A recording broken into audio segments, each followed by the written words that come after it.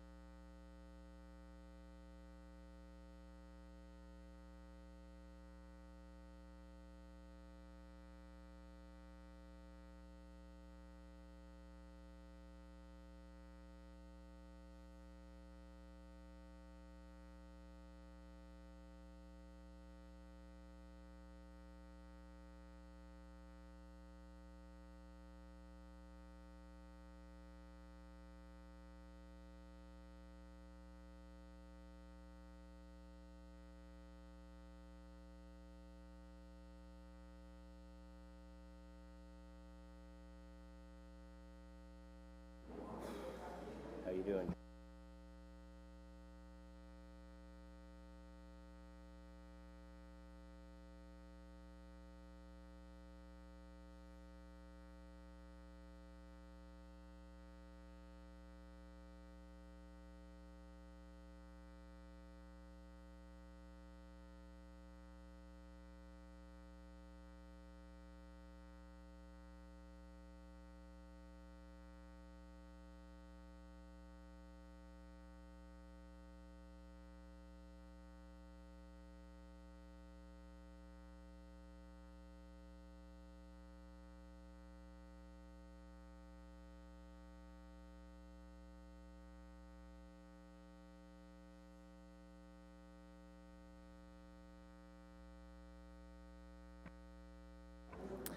All right, good morning, everyone. Welcome to our special meeting of the committee formerly known as the Environment Committee for Tuesday, June 25th, 2019. So we do have quorum, just missing one member who I believe will be here, but we'll get going. So declarations of interest.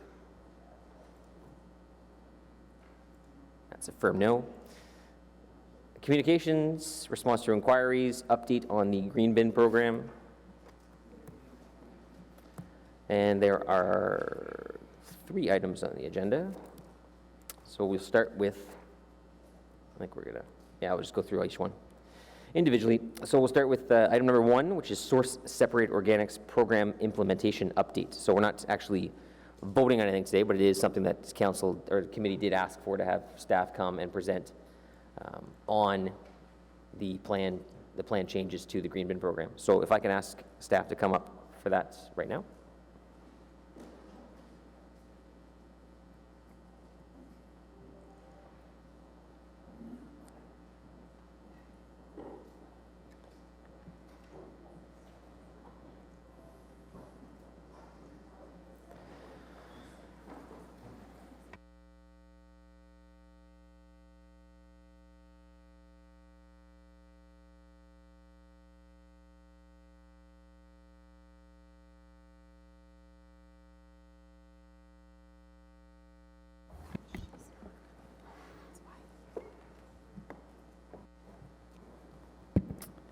So thank you very much. So we do have a number of individuals up here in front of us because we're going to cover off a number of things, including the Hill Knowlton report. Elliot Gauthier is here from Hill Knowlton to discuss that report. We have Kevin Wiley, Marilyn Journeau here to discuss it as well as Nicole Hoover-Benash and Andrew Seymour-Lantier to talk about the communications plan. So we do have a group of folks here that are all going to cover off a number of things. So go nuts. Thank you, Chair. We're excited to be here today to share the details of the expanded green bin program launching on July 2nd. This expanded service allows residents to use plastic bags as an option to dispose of their household organic waste It will also allow residents to put dog waste into their green bin on a weekly basis. As you will hear from my colleagues later in the presentation, allowing residents to use the plastic bags addresses some of the main barriers towards use of the green bin, i.e. the yuck factor and inconvenience. We know that the yuck factor is strongest during the heat of the summer months, so we have been working towards a summer launch for the best opportunity to increase participation in the green bin program. Last year, when we brought this to Council, you asked us to provide an update on the operational readiness related to the Renewy facility, the Green Bin and Parks pilot, and the details of the communication and outreach plan for the expanded service. Well, Chair, you already introduced my colleagues, so I won't do that. You can do it again if you want. I don't want to screw you up in your presentation.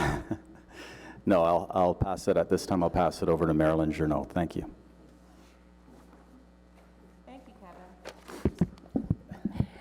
Thank you, Kevin. Both the City and Renewy have been busy preparing for the July 2nd launch of the expanded program to include plastic bags and dog waste in the green bin. Before we get into the details of the implementation plan, I want to talk to you briefly about how we got here. The Green Bin program was first initiated by Council in 2006 in an effort to increase the life of the trail waste landfill site. In the early 2000s, it was projected that the landfill would reach capacity in 2009. There was also concern about the production of greenhouse gas emissions, like methane, that are being produced from organics being sent to landfill. At this time, Council recognized the financial and environmental benefits of diverting organic waste from landfill, and so efforts were focused on developing the Green Bin program. A contract was signed with Orgaworld in 2008, with the Green Bin program officially launching in 2010 and BiWeekly Garbage collection starting in 2012. Due to issues early on in the contract, such as ongoing litigation, arbitration, and a 2011 audit, the contract was renegotiated. Council approved the renegotiated contract in 2018, ending years of litigation and providing residents with service enhancements to the Green Bin program. As part of the renegotiated contract, one of the Council-endorsed service enhancements is a reduced fee to include plastic bags and dog waste in the Green Bin, as a way to increase participation over the remaining 11 years of the contract. With the inclusion of plastic bags and dog waste being the first major change to the program in 7 years, Council directed staff to prepare a targeted, evidence-based communications and outreach plan.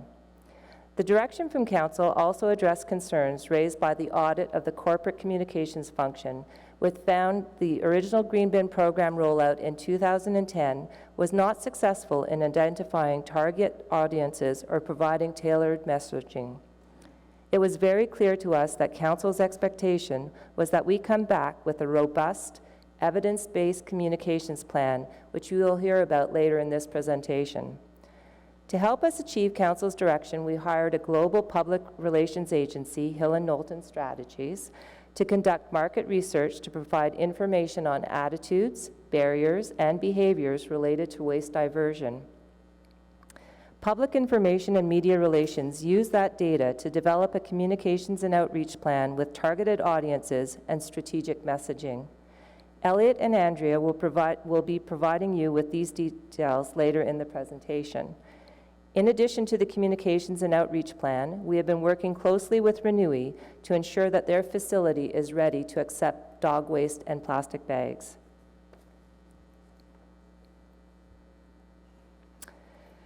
Renewy invested $4 million into their facility to accept plastic bags and dog waste.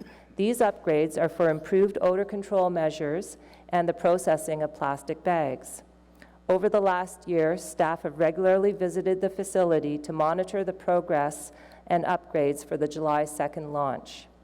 You might be wondering how exactly the plastic bags are removed from the organic material. The bagged organics are put through a shredder, which is shown in picture 1. The shredder rips open the plastic bags and removes the organics from the plastic bags. As you can see from picture 3, when the bags are ripped apart, they end up in long strips of plastic that can easily be segregated from the organics. The shredded organics are then placed into tunnels where temperatures are maintained at over 55 degrees Celsius for a minimum of 5 days. This process kills any potentially harmful bacteria that are in the organics. From the tunnel, the compost is then put through a screening process, which can be seen in picture 2. The screener removes any plastic bags and other contaminants, and these will be sent to landfill. The organics continue through the screening line to end up as a beneficial use product, which can be seen in picture number 4. As outlined in the March 2018 report, one of the requirements was that Renewy prepare an odor management plan. Council directed staff to bring in a third party to review this plan, and we retained Stantec Consulting to review Renewy's plan. Overall, Stantec found that Renewy's odor management plan was well developed and outlined sufficient control measures to manage, monitor, reduce, and prevent potential odor emissions. This picture shows one of 3 new ammonia scrubbers recently installed for air treatment.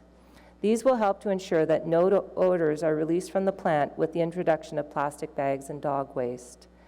Finally, Renewy has a public liaison group that meets to discuss issues or updates regarding the Hawthorne Road facility. The committee held a meeting on June 19th, and another meeting will be scheduled for the fall. Internally, we've also been preparing our operations for the expanded service. We have over 2,000 green bids assembled and ready for requests. Ottawa.ca has been updated to reflect the expanded program, and key messages have been provided to 311. The solid waste bylaw has also been updated to allow plastic bags and dog waste in the green bin. We are also excited to be piloting green bins in 10 of our city parks, alongside with recycling and litter baskets. It will be a 1-year pilot that will be audited 4 times to determine what residents are putting in the bins and the contamination rate. We'll be bringing forward the results of the pilot in 2020, including recommendations on next steps. On June 13th, we held a technical briefing on the extensive market research and findings provided by Hill & Knowlton. Elliot Gauthier from Hill & Knowlton will now provide the key findings from the market research, followed by Andrea with a detailed presentation on the communication and outreach plan for the expanded service. Okay, thank you very much, Marilyn, and thank you all for having me here this morning. The research that we were commissioned to do was rooted squarely in the objectives set out and the recommendations from the 2011 audit, and those are to number 1, broadly measure public awareness of city communications and sort of rate them. Then gather citywide behaviors, and we did this through a robust research design, which I'll walk you through in a moment. And ultimately identify those target audiences, but not just target audiences, they're target audiences that are rooted squarely in their actual waste diverter behavior, attitudes, and values. And then ultimately test some tactics and messages and how we could bring this campaign to life. So the research methodology that we employed was a telephone survey of 2,100 residents. This has a margin of error of 2.2%, highly robust and quite large for population size that we're looking at here in Ottawa, and also much larger than the typical sample size that the City of Ottawa purchases. The reason we did that, and we had when we employed the phone methodology, is that so that we could actually infer the results from the research to the broader population with a probability-based sample. In addition to that, that was a phase 1. Phase 2 was a online exercise where we brought some of those same respondents back, and they did some more detailed message testing and some behavior testing as well. So if we could just move to the next slide, what we're looking at here are behaviors identified in the research for those who have their waste collected at curbside. Now you have to understand, when you see the broader research report, which the city has already we've already delivered, and they've also, I think about a week or so ago, it was put out online. There's a much, about 80 or so pages here, but what we wanted to identify clearly this morning was the behaviors around green bin. Now, always remember that how the behaviors are looked at from a city point of view really do change whether you live in a multi-residential unit or whether you have curbside waste collection. Also, there's a great number of values that are associated with owners versus renters, which you'll see in the broader report.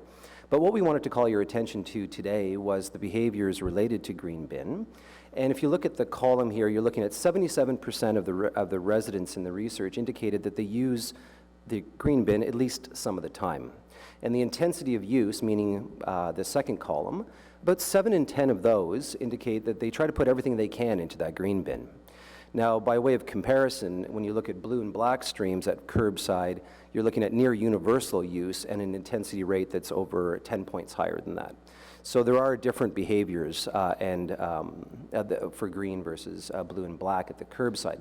And then when we looked at some of the barriers, not only to increased use, which is that other column, but also to use in the first place, we see that the smelly, messy, gross kind of barriers are top of the list. So 31% would indicate that the smelly, messy, gross kind of features are one of the primary barriers to their increased use. And then, forget what to put in there, about 1 in 5, sort of the same number, attracts bugs, vermin, other animals. So when you take those numbers together, you're looking at, close to half of residents with curbside who don't put everything they can into the bin, indicating that there's sort of yucky factors that are preventing them from increasing their behavior. Meanwhile, we see the same sort of numbers, just less intense, for those who aren't adopting green bin at all at the curbside. So 23% smelly, messy, gross is the primary barrier to using the green bin. If we look at the next slide, you'll see that behaviors for those who live in multi-residential units is much, much different. Here, it's a matter of access, where only less than a third of residents who live in multi-residential units feel as though they have access to an organics diversion stream in their buildings. And then those who do, their intensity of use is much lower than at the curbside. So we're looking here about 45% putting everything they can into the bin, which is a dramatically different behavior than what we see at curbside. When it comes to barriers to increased use, we see inconvenience, forgetting what goes in there are some of the key features. Smelly, messy, gross is much lower. And likewise, when we look at barriers to not using it at all, outside of access, we see smelly, messy, gross isn't really even there, right? So some of the conclusions that we come out when we look at the research is that those who are more socialized to using the green bin, i.e. at curbside, are far more likely to indicate that the barriers revolve around those yucky factors, more so than those who have no real experience with it. The more experience you have with the organics green bin program, the more likely those barriers are to surface. So if we look at the next slide, one of the ways and what we looked at in terms of testing was the plastic bags change. Recall, or I should probably mention, this research was done in December and January of December 18 and January 19. So at that time, we tested, how aware are you, or have you heard about anything related to any changes to the green bin program? And we learned that just about 4 in 10 residents were aware of the announced service changes, which is a fairly low recall rate. When we educated the respondents on the changes and then asked them to indicate, will this have any impact on your behavior? We found, quite incredibly, that 63% of residents indicated that they're more likely to use the organics stream, i.e. green bin, once they're able to bag it. And likewise, we see a whole new stream of possible use by pulling the dog waste out of the landfill and having it end up in the green bin program, where 6 in 10 indicate that they would be more likely to use their green bin once they could bag it. And these are for individuals who indicated that this question applied to them, i.e. they manage dog waste.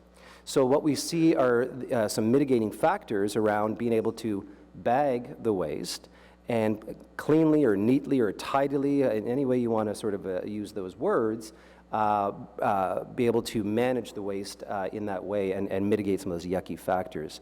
And even explicitly, when we tested it in some messages, we learned that when we tested a message that says, green bins aren't gross because you can bag it, 6 in 10 indicated that was a moderate to high sort of motivator for them to use the green bin program as well. So we see a lot of evidence that starts to build on itself. If you will look at the next slide here, we talked about those waste diverter audiences. We built these audiences based on values, attitudes, and behaviors related explicitly to waste and their treatment of it. We ended up with 4 very intuitive target audiences, which will come to life in the campaign, which Andrea will talk about.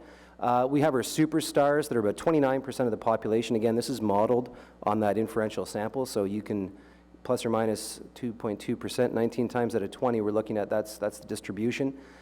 Inconsistence, we call them, 28%. Aspirational, about 1 in 5, 19%, and about a quarter of the population cluster into this disconnected audience. So we'll go quickly through these, and it'll align more quickly with, or more neatly with Andrea's presentation. So if we go to the next slide, we'll look at these superstars. The behaviors that are exhibited by superstars today are exactly what you want everyone in the city to be doing. They have a highly progressive view relative to waste. Aspirationally, they strive for a zero waste city. They are mostly curbside residents. They are mostly owners of properties. They are higher educated. They are higher income. And they have an exceptional level of knowledge when it comes to waste diversion and the practices that they employ. So they're called superstars for a reason. They're doing everything right. And I mean, a mere 3% of this audience don't use their green bin. So they are, dramatically different than the average. So if we look at the next audience, the inconsistence, it's interesting. If we had built these models strictly on demographics, they would cluster and look pretty close to those superstars, but their attitudes and their behaviors are quite different. They're a very pragmatic or practical audience. Their view is that they believe in recycling, but banning items or these other sorts of notions seem impractical and probably costly. They're mostly curbside, again, mostly owners, just like our superstars, but they have a slightly lower level of higher education. And one of their, big issues that makes them look different than everyone else is their lack of use of green bin, where 1 in 5 don't use their green bin, and they are far more likely to cite those icky factors than any other audience. There's a lot of opportunity with this particular audience. If we look at the next audience, we have these aspirational group. They're mostly characterized by a deeds action gap. You throw any message at them about the value of doing this, recycling or composting or anything, they absolutely agree with the mission, but meanwhile their behaviors are not necessarily aligned with their values. Here we see a split. Here we see the multi-residential residents popping up. So here's about 50-50, curbside versus residential, also about the same split, owner versus renter. So there's quite a bit of dispersion in this audience, but they are characterized by a lower level of education, lower level of information relative to the waste streams. They're also very infrequent users of that green bin program. So given their value set, a lot of opportunity, but meanwhile their behaviors aren't really translating. And then last audience are the disconnected, and again, very aptly named. They have very little information. They have very little care for information about waste diversion in the city. They tend not to recycle, or certainly at a much lower level than the average. 6 in 10 live in multi-residential units, a very young audience, and multicultural audience. So this is a group that is sort of the curbside. This is the potential superstar or inconsistence of the future, but currently today living in multi-residential units and not really plugged into the whole system.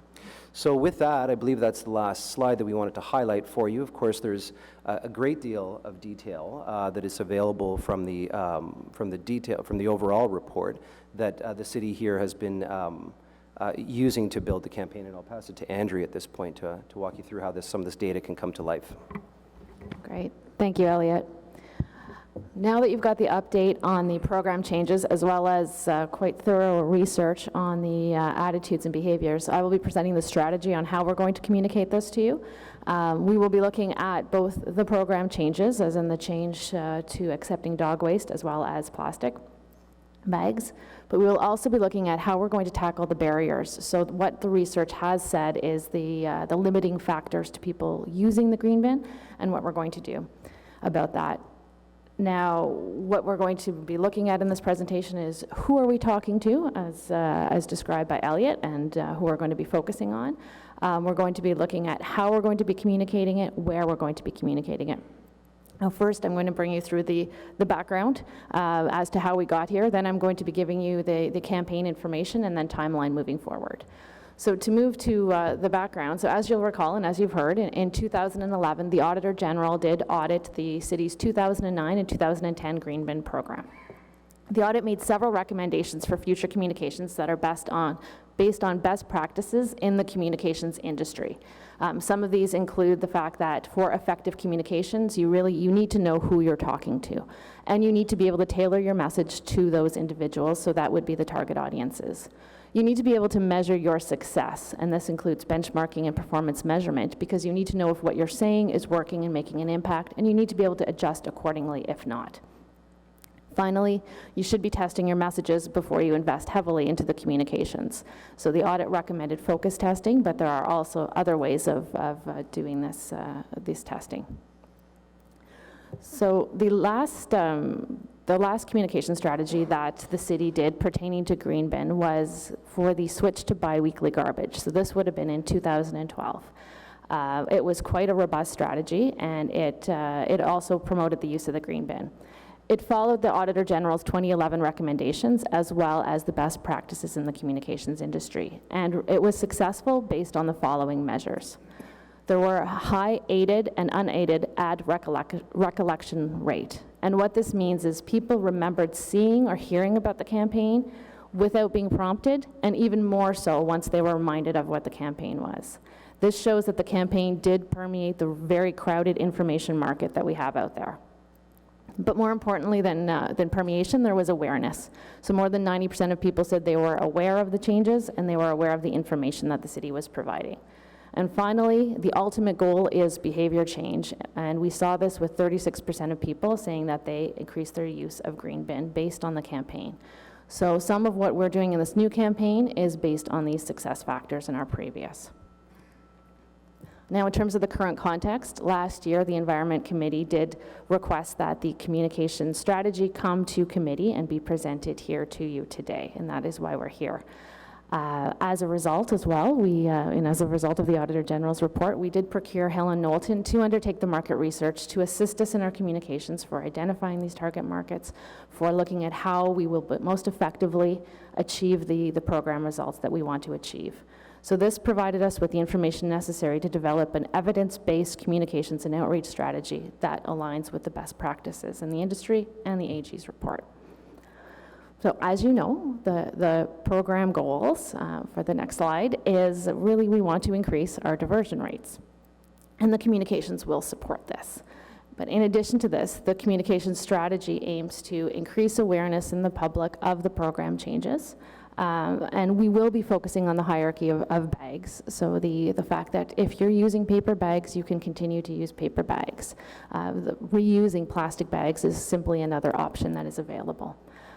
We will be speaking to the target audiences that are identified. We've identified them, and we will be measuring the effectiveness of our communications over the next year. So what did we do with this research? Well, we've developed with Public Works and Environmental Services a one-year evidence-based communication and engagement strategy. Now, Elliot spoke about the target audiences, and we will be targeting in our communications the aspirationals and the inconsistents. Now, these two audiences are truly the best to focus on in terms of behavior change. Their potential for change is greatest based on the data that we have, so this is where we will be investing our resources. So as a reminder, the aspirationals generally have positive attitudes on recycling and green bin, but they don't necessarily follow through on their behaviors. And inconvenience is the greatest barrier for them. Inconsistents, on the other hand, are near universal users of the blue and black bin, but about 1 in 5 don't use the green bin, and gross ick factor is their main barrier. So, as I mentioned, this will be a two-phase campaign, and I don't want to get too complicated, but I will break it down for you to demonstrate how each campaign is actually going to have several sub-campaigns with them, so bear with me. The first major phase of this campaign is really the fact that the green bin program has changed. So we need to tell residents that there are changes. The goal will be to raise awareness, and this campaign will be approximately $85,000 in advertising spending. The main issue that we're going to address is that only 43% of residents were aware of the changes to the green bin. And we're going to be looking at two targets, as I will describe right now. So the first part will inform all residents. So all residents need to know of these changes. And our major tactic pushing out is going to be a mail out in July. So this will be a mail out to all curbside residents. And the reason why we're doing this is both because of the data shows us that the collection calendar, which is mailed to residents, is the most effective tool for communications for waste. So we will be following that. In addition, it was very successful in the 2012 campaign as well.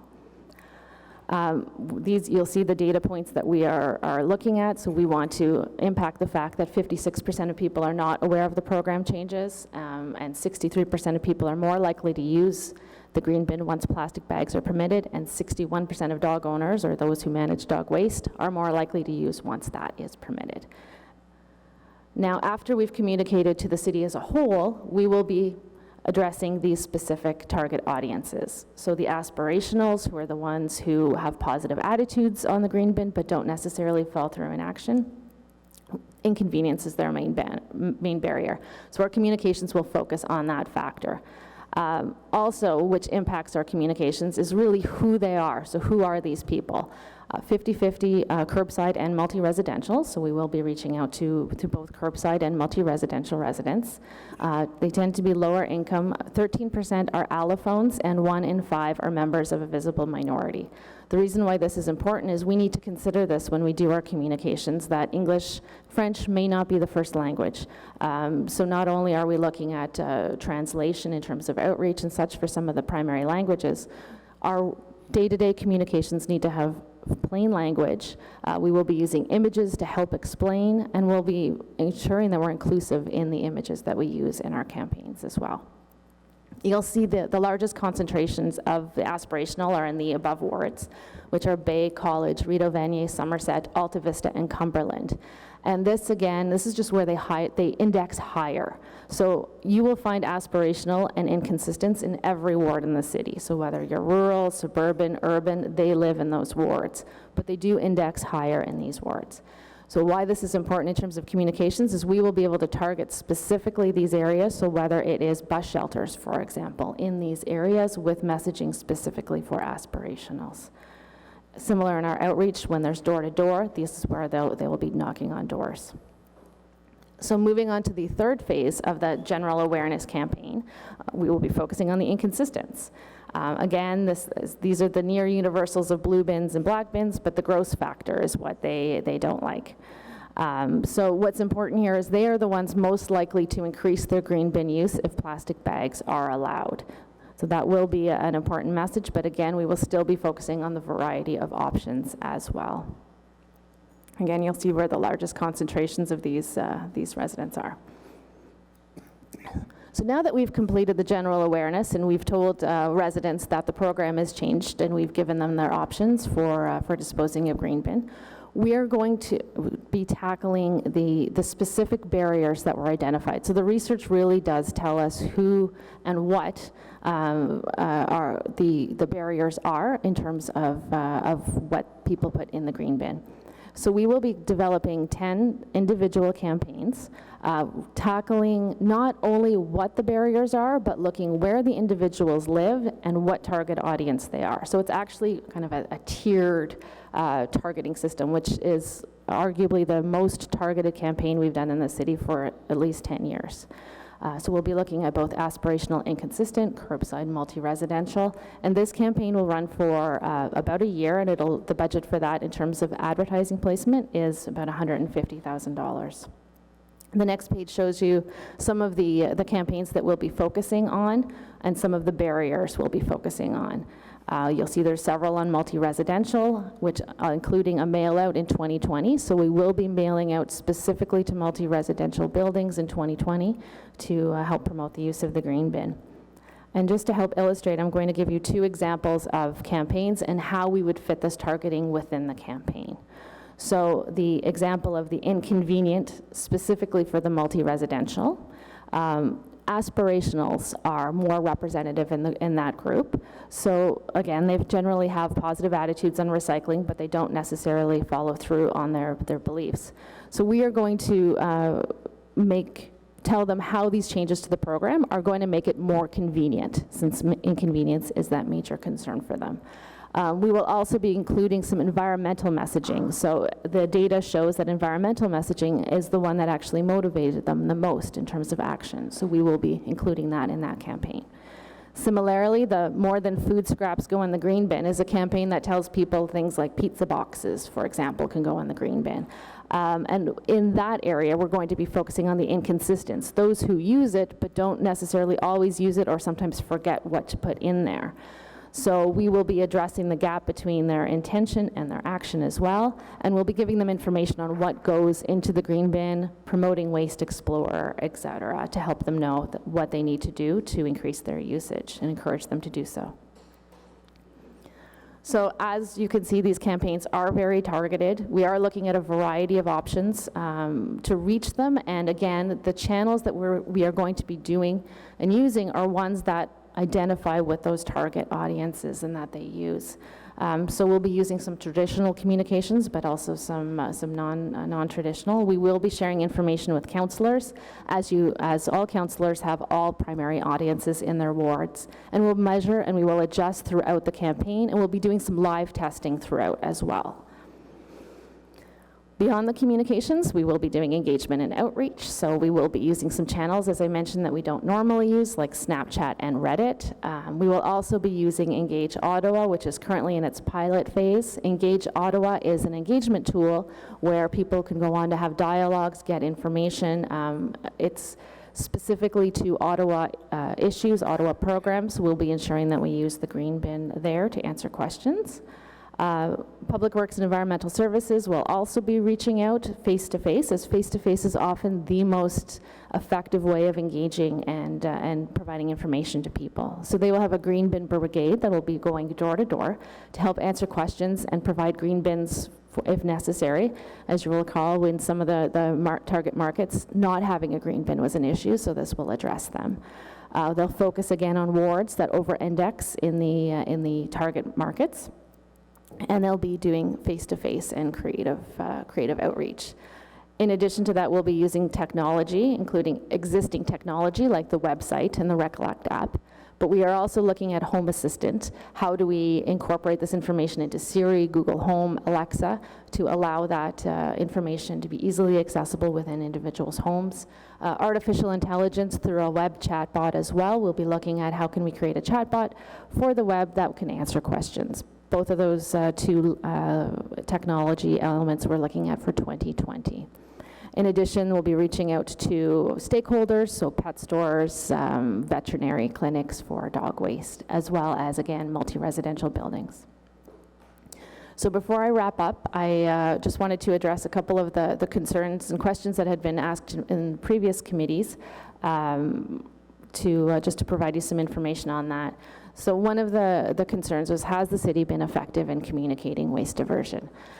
The data shows that about 90% of residents have either a high or medium satisfaction with the information that the city has provided to date, whereas 80% of multi-residential have a high or medium satisfaction. So there is always room for improvement, and I think this targeted campaign will be that improvement that we need, but there is some satisfaction, high levels of satisfaction there. Will this campaign encourage the purchase of single-use plastics? We will not be encouraging people to purchase plastics. We will be encouraging people who are using paper bags to continue to use paper bags. Those who do choose to use plastic, we will be encouraging reusing plastic. So when you think of milk bags, for example, that is an option. Things that are already out there that can be used. Finally, how will the city work with stakeholders? Well, as you've seen, we are undertaking a robust engagement and outreach plan. So finally, in terms of next steps, if you look at the rollout, we are currently at June 25th at the special meeting. We will be launching the phase 1 of the general awareness campaign tomorrow, starting out with some initial, and that will extend into the next month, but more will be coming out as a phased. So you'll be seeing more coming out next week, in July 2nd, and the week after that as well. Throughout July to December this year, we will be monitoring, evaluating, and readjusting as necessary, and that will continue into the new year. We will be doing some early market research at the end of this year, beginning of next year, and that's specifically on ad recall to ensure that we are making it into the market and people are seeing and hearing it. The source-separated organics program will report back to committee, and we will include some communications findings in that. And then finally, we will also be doing some follow-up market research to ensure that we have made the impact that we intended to in Q3, Q4 2020. And with that, I would like to hand it back over to Marilyn Chernow. Thank you, Andrea. So we are very excited about the rollout of the Enhanced Green Bin program starting on July 2nd. Based on the data from Hill and Knowlton, we know that more people will participate in the Green Bin program and that this will divert waste from the landfill. So just to summarize what you've heard today, the Communications and Outreach Plan will provide targeted messaging to targeted audiences. We'll continue to encourage residents to use paper-based products for packaging their organics, such as wrapping your organics in newspaper, tissue boxes, and cereal boxes. If residents feel that they need to use plastic bags, we are going to encourage them to reuse plastic bags that they will already have in their home. So for example, using milk bags, bread bags, hot dog bun bags, or cereal liners. Council, you've been clear and consistent with your messaging about diverting organics from landfill. We now have data on who we need to target our communications and outreach programs to raise our waste diversion rate. In our next presentation, you'll hear about the 30-year Waste Management Master Plan. The information that we have gathered from the H&K report will be used moving forward in all of our waste management strategies, including our multi-residential diversion strategy. I open the floor to questions. Thank you very much, everyone. Appreciate taking the time this morning to go through that. And the study, one, from city staff to commission it, but also the results of it, I think, are quite beneficial, not just for this, but as Ms. Renaud mentioned, using it going forward through our solid waste master plan, because I think there's a lot of good information in there as to how we can address some needs going forward, but also how we speak to certain people in the community, and that, like you said, it's not a one-size-fits-all approach. We can't do that. There are a number of barriers that people have that are different than maybe other residents. It's not just the I don't want to use it.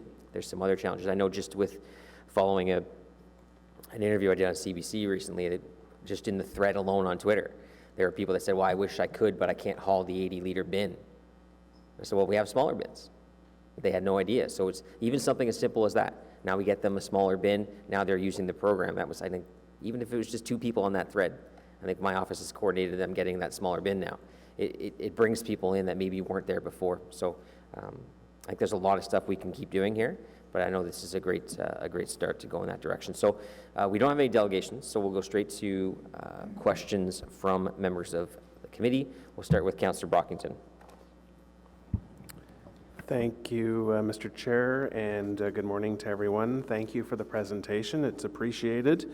Certainly appreciate the plan coming back to committee. I think I was very keen to see the plan in detail before we rolled it out, so I appreciate that. Just a few questions about first methodology of the survey. I do appreciate the information provided. Was the sample broken down into subgroups by age and gender as well? Yes. Okay. Not only in the resulting weighted distribution on the post-ratification of the sample, what we see in the report, excuse me, but also during collection as well. Okay, and the telephone survey, did it include landline and cell phones? It did, yes. Okay, all right, thank you. All right, so now some questions for staff.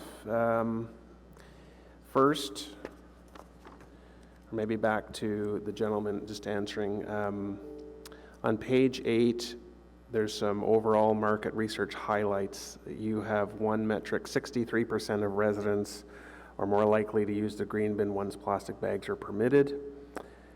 I'm not sure whether this means if it's a combination of non-users and users, if it's exclusively users of the program. I don't see a metric. I think the most important metric is you're currently not engaged in the green bin program. How likely are you to be using it once July 2nd rolls around? So can you just talk, what does this 63% mean? And did you actually ask the question of non-users, will you now use it as of July 2nd? The 63% is all residents, so the data is available to be cross-cut by users, non-users, or any audience. But the question, did you actually determine who the non-users are and then ask them how likely they will be to become participants in the program? Well, again, not as that direct line of questioning. The question would just ask to all residents, how likely would you be to use after hearing about it? So we also have the metric on users, non-users that we can cross-cut that data by. Okay, that for me was an important question. To staff, going back to your 2012 campaign, did you measure post or pre-campaign and post-campaign the material collected? Is there a direct correlation between the campaign and increased usage in the program?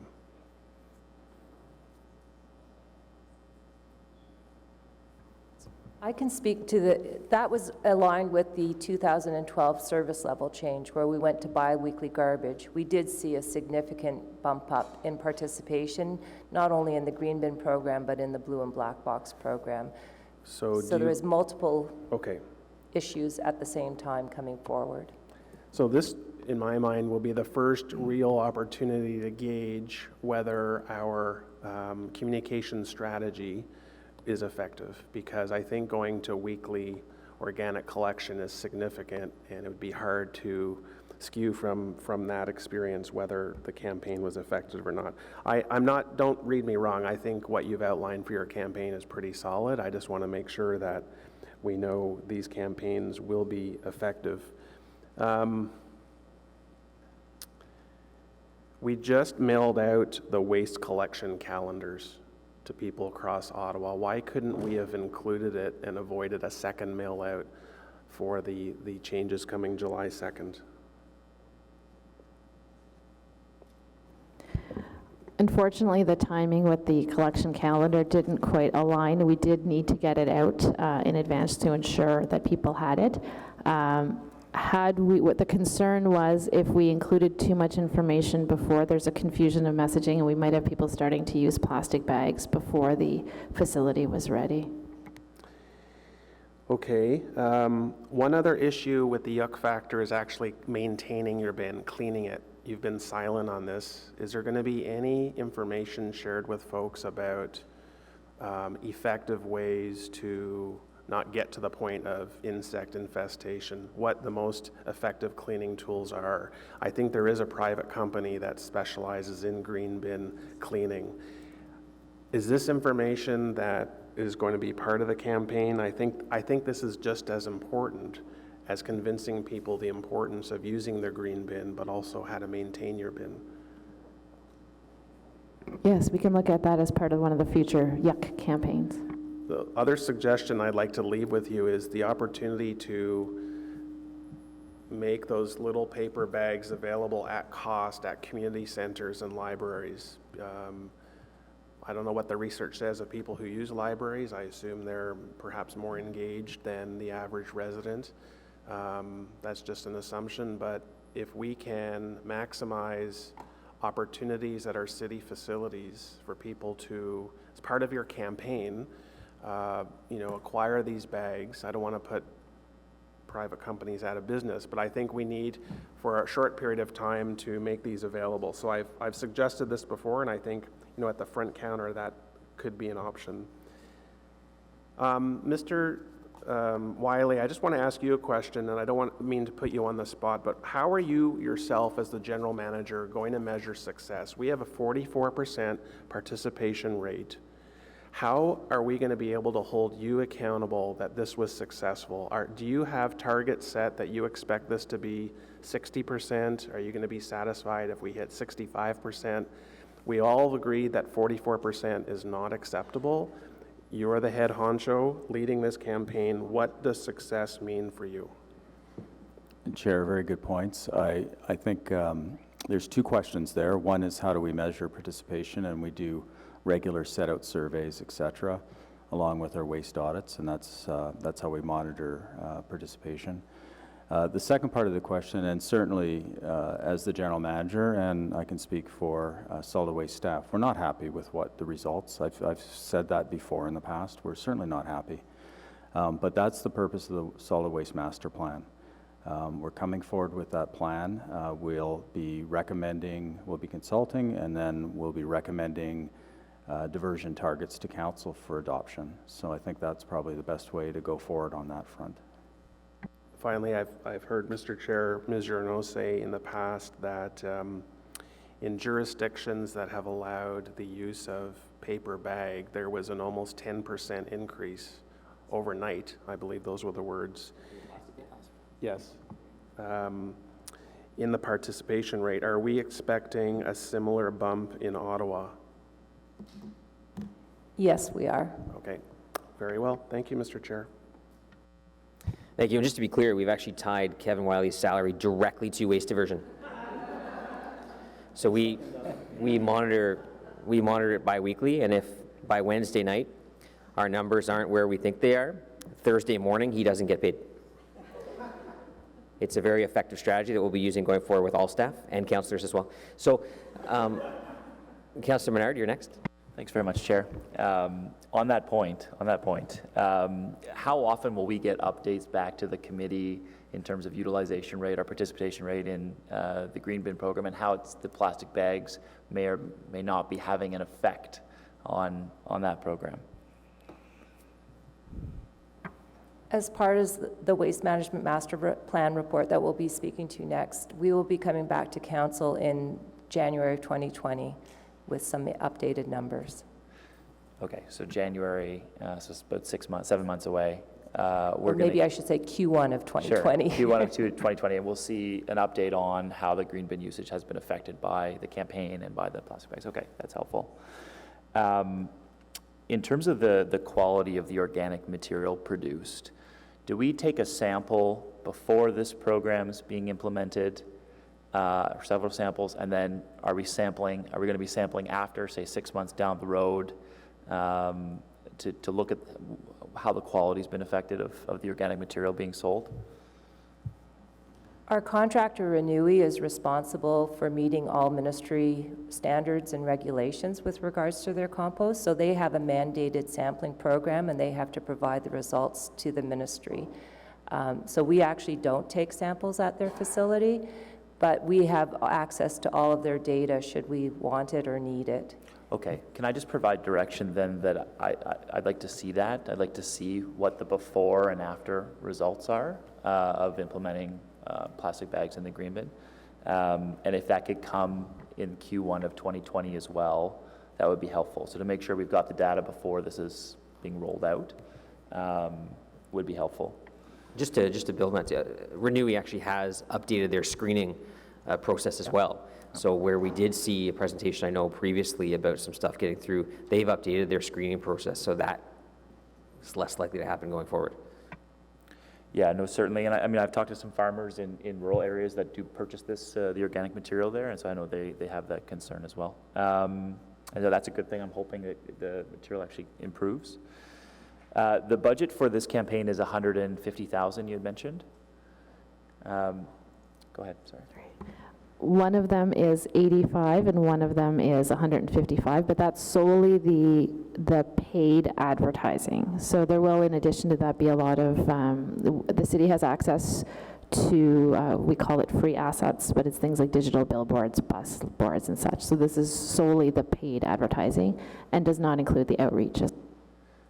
Okay. I've seen statistics about the city of Ottawa versus other major cities in Canada and how much we spend on education of our residents of what can go where, blue bin, black bin, green bin. And so are we increasing the amount that we're educating residents, well, I guess it's hard to know, but I guess through dollar amount wise, what are we looking at in terms of what we used to spend on this versus what we're spending now, and our potential outreach and actually contacts with individual residents in Ottawa?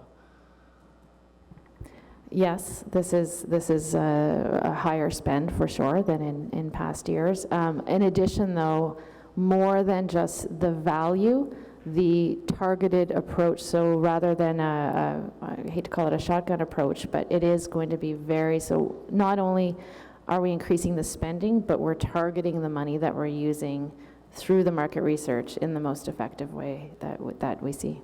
Okay, thanks for that.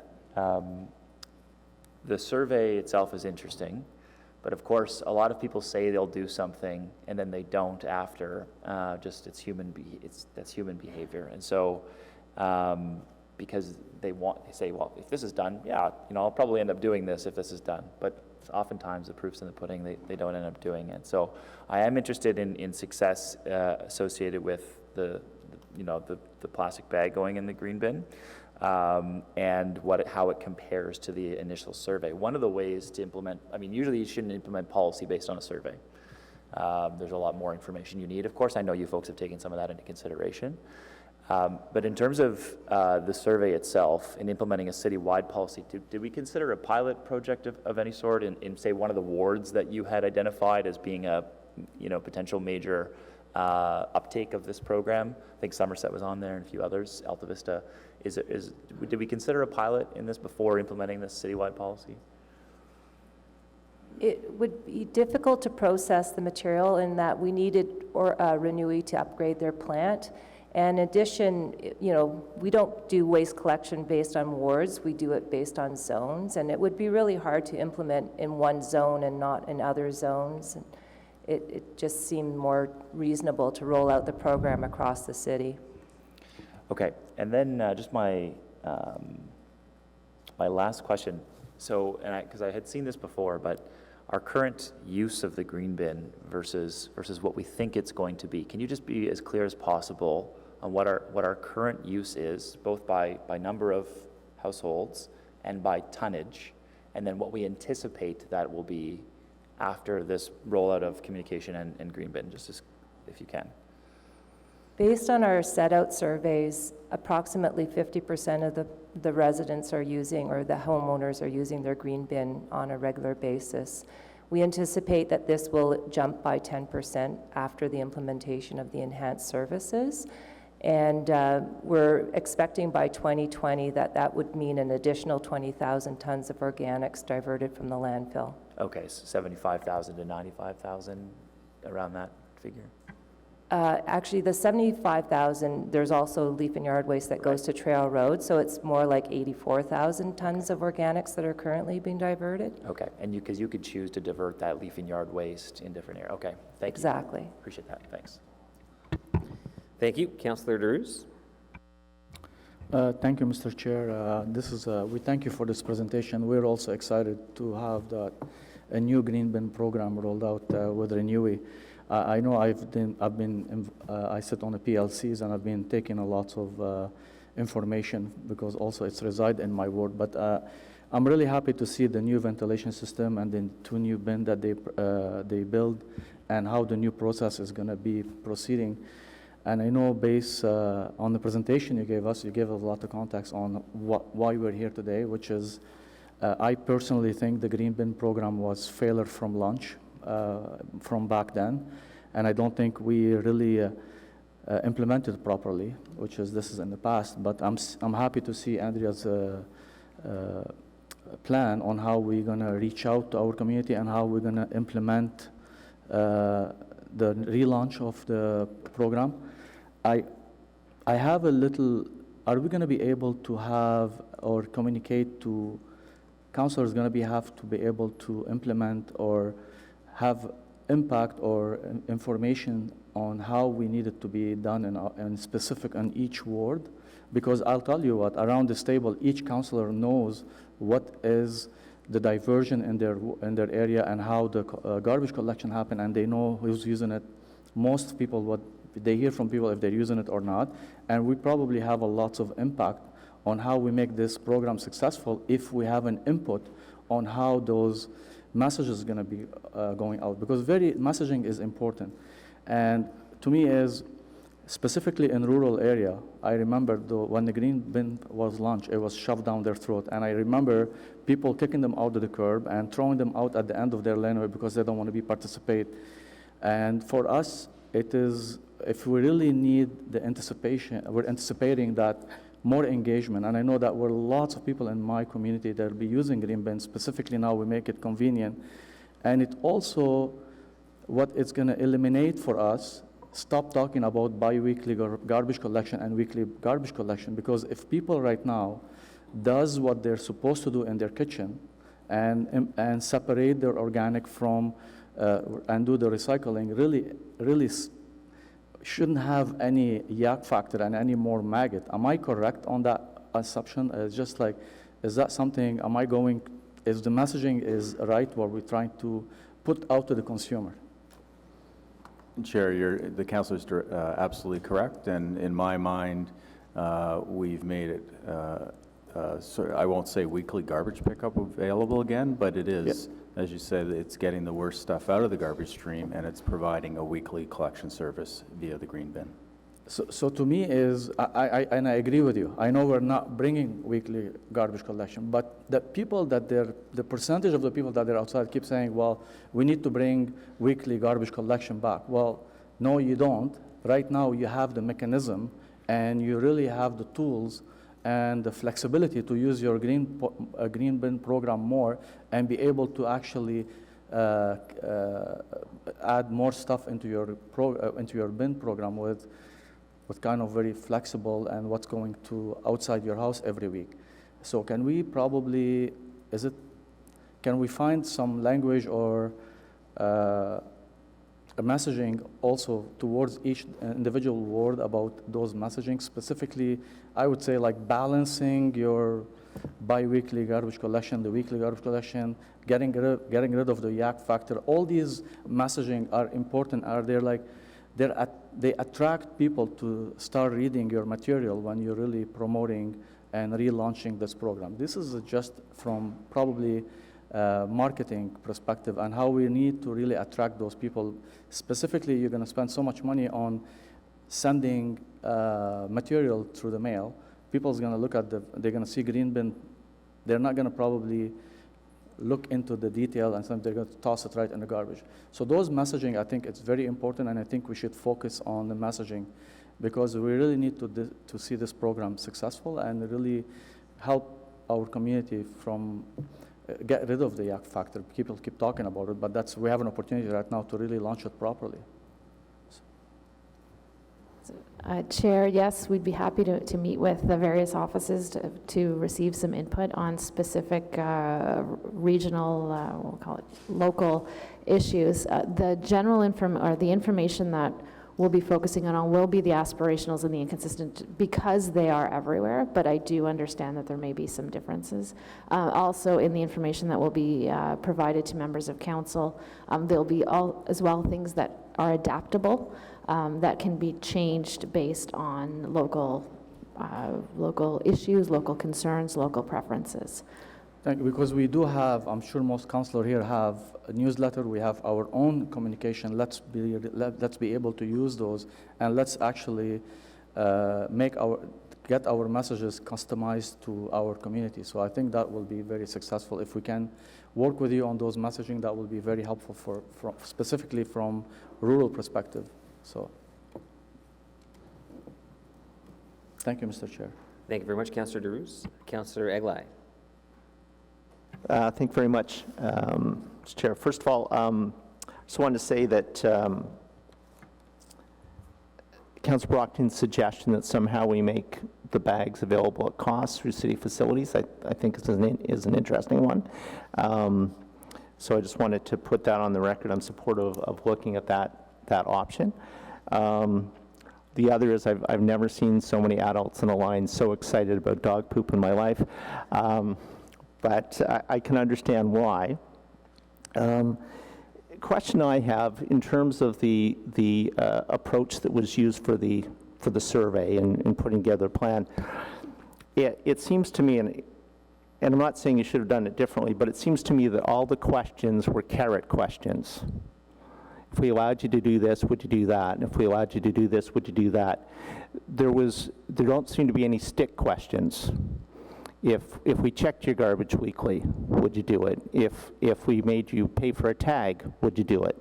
Again, I'm not suggesting you necessarily should have done that, but I'm curious as to whether there's any contemplation of putting the stick question, so to speak, to the public as part of the review, because other cities do it.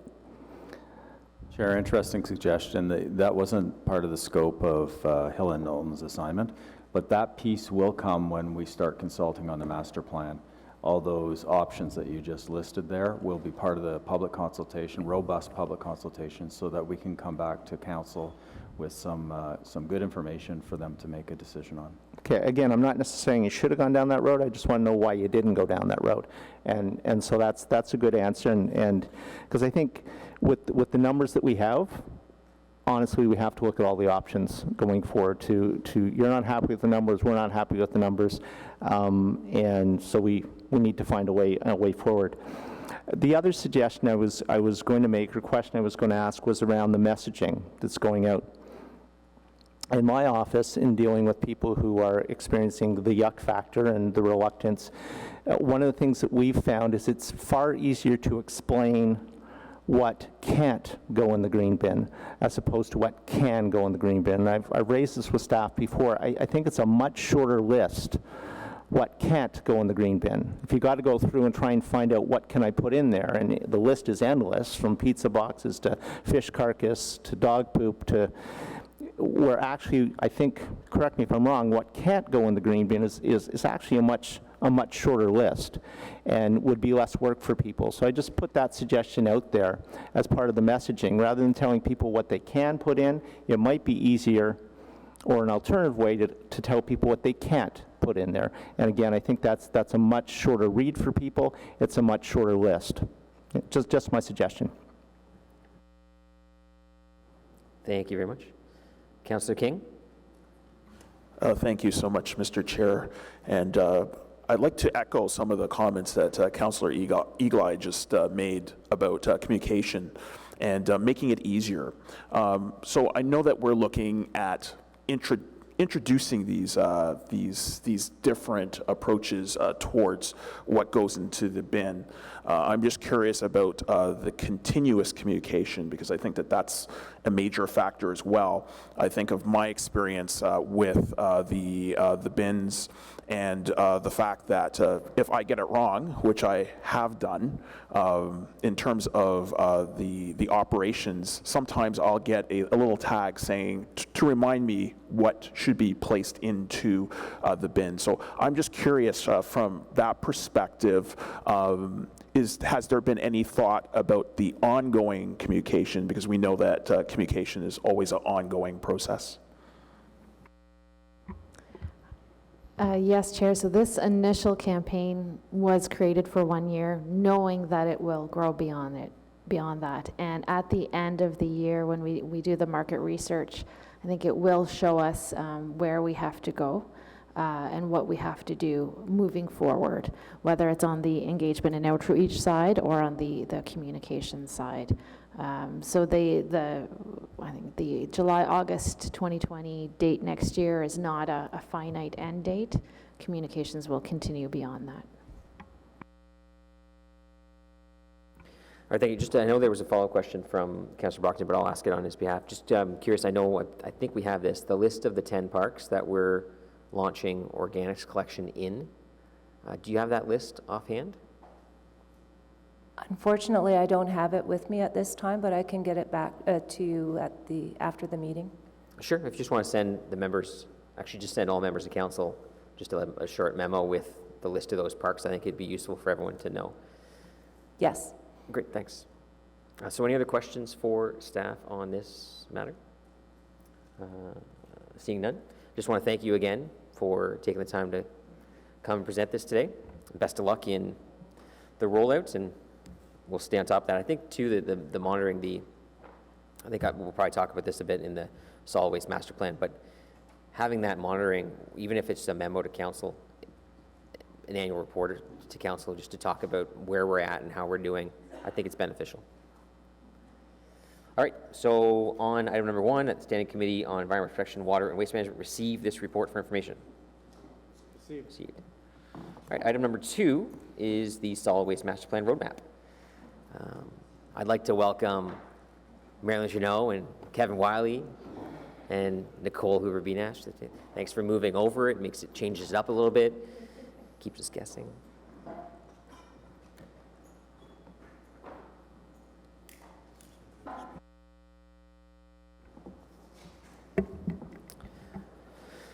All right, so I'll let Kevin go with his presentation. This is the start of what will be a approximately 2-year process to review our waste master plan. And we talked about in the last issue looking at options. Councilor Eagle, I mentioned options. The idea here is we're going to look at all options. There's not, at this point, phase 1 into phase 2, there's no options that aren't on the table. We want to know everything that's going on, what's available to the city, what can we do. This study won't, this review won't preclude anything as we go forward. The only things I will say is that the 2 final options in the long list of options that would be tied for last place would be siting a new landfill and doing nothing. So everything else above that is on the table. Kevin? Thank you again, Chair and members of committee, for having us here to talk about the recommended roadmap for developing what will be the city's 2nd solid waste master plan. Marilyn and I are aware, as you all are, that waste collection and diversion is a service that Ottawa residents care deeply about. Marilyn and I both started our careers in solid waste back in the 80s, and I believe I speak for both of us when I say that we're both very confident that the city Do you know what else happened in the 80s, Kevin? I was born in the 80s. I had a polyester suit in the 80s. Sorry to interrupt you.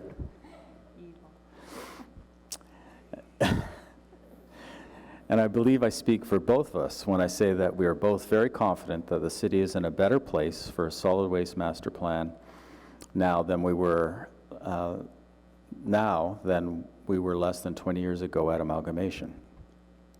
What we are presenting to you today is based not only lessons learned from best practices reviewed of our over 50 years experience in this field, but on a very real progress that all the post-amalgamation councils have made in the City of Ottawa waste diversion, collection, and processing. To give members of committee some high-level context, just prior to amalgamation, the former region was responsible for taking and processing waste collected across the former cities and townships, each with significant variations in the level of service. From the provision of residential leaf vacuuming services in the village of Rockcliffe, to Tag-A-Bag in Osgood Township, and every other kind of variation on service that you could imagine. There was no formal or consistent waste strategy or plan across the 12 municipalities, and the province had no formal waste diversion target. Blue bins were in their infancy across the province, and there was no food waste programs. As you will hear more in detail, Regional Council and the post-amalgamated council was facing pressing issues related to the fact that the city's primary landfill was expected to reach capacity in the early 2000s. As Marilyn will outline later, the work done as a result of the first master plan means that Ottawa now has a harmonized and comprehensive service delivery model which collects and processes organics, recyclables, residual waste, and other special waste items. There are advanced systems and processes in place to mitigate environmental hazards associated with landfill operations, such as leachate management. We have one of the cleanest and most marketable recyclable streams in the province, and we have managed to extend the life of the landfill until 2042 through site expansion, and gas from the landfill is being collected and converted to energy. With that foundational work done, under the city's next solid waste master plan, the city will be able to talk about what more we can do over the next 30 years. Before I pass things off to Marilyn to provide you with a snapshot of existing operations and our recommended approach to updating the solid waste master plan, I would like to state that although today's conversation won't be about all of the different options and technologies for how to deal with the waste in our city. The process we are recommending to you today is designed to be an open to and inclusive of all options and best practices in use and at the leading edge today. Today is the start of a 2-year conversation with committee and council setting the stage for options. Will be identified, consulted on, evaluated, and recommended as part of the city's new solid waste master plan. Now I'll pass it on to Marilyn. Thank you, Kevin. A city's waste management master plan is used to establish the strategic direction for waste management activities for a 30 to 50-year period. These master plans clearly outlines a city's vision, guiding principles and objectives, projected long-term waste management needs, gaps, challenges, and opportunities, targets and goals, and recommended options and initiatives to achieve the plan's goals. These strategies are ultimately designed to ensure a municipality's waste is strategically managed in the most sustainable manner in the long term. These plans are often refreshed approximately every 5 years to allow for changes in regulations or technology. This approach is consistent with what staff are proposing for Ottawa and is the focus of today's presentation.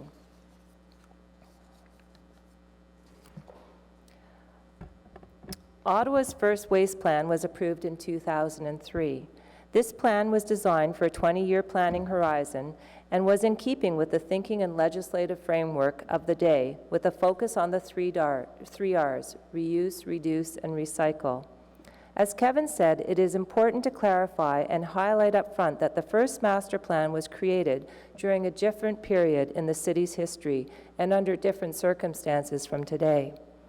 At the time of approval, the province had an informal and non-legislated residential waste diversion target of 50%, and in 2004, the province set a residential waste diversion target of 60% by 2008. In 2003, the city's waste diversion rate was estimated to be at 31%, and the trail waste facility was expected to reach capacity in 2009.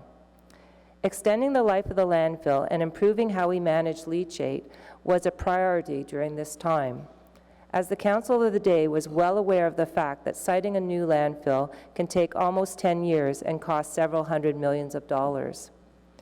Although lower than the provincial target, the city's diversion rate of 31% exceeded the provincial average at the time.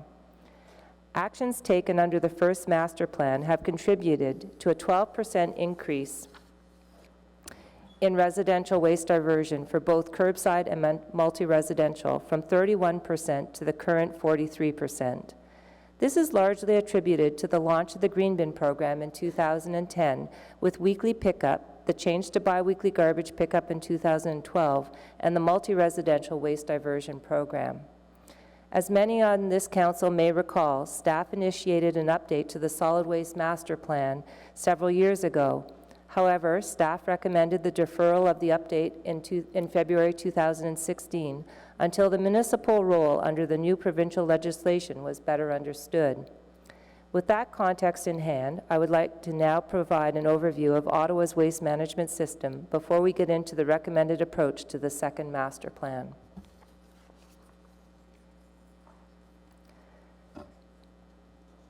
Solid Waste Services is currently responsible for providing the collection, processing, and disposal of household waste for all residential and multi-residential properties in the city. Waste collection is provided by a mix of contracted services and in-house city collection services. These individuals work year-round, performing physically demanding work in the most trying of temperatures and harshest weather conditions, and provide excellent high-quality service to the residents we serve. These everyday services are provided for the following 4 waste streams: the green bin, the blue bin, black box, and residual waste, which ends up at landfill currently.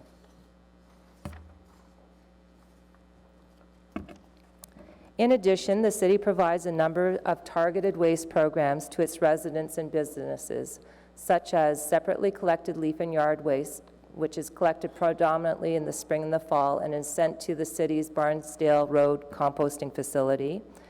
a household hazardous waste program which involves 9 mobile depots and collects household hazardous waste such as paints, oils, pharmaceuticals, and other hazardous products. A Take It Back program which encourages local businesses to take back waste that they sell to their residents. A Green Bin in Schools program which currently extends the city's Green Bin program to approximately 70% of all schools in Ottawa as an educational program, and a Yellow Bag program which provides curbside collection to small businesses that qualify. Materials from the blue and black box are sent to Cascades Recovery, which processes and markets the black box materials. These materials are collected and processed separately, which results in a high-quality, marketable product due to the clean recycling stream. This approach has also allowed the city to have the 3rd lowest net cost per ton in Ontario for the collection and processing of recyclable materials. In 2018, the city diverted over 19,000 tons of blue box material and over 37,000 tons of black box materials and generated revenues of $8.3 million. The city recently signed a 1-year contract extension for this service, making it eligible for renewal in 2021, with 2 optional 1-year extensions available. As Council is aware, and as was the topic of discussions moments ago, the city's organics and leaf and yard waste is transported to and processed by Renewy Canada. Last year, Renewy processed approximately 76,500 tons of the city's organics, and this contract with Renewy is in effect until 2030.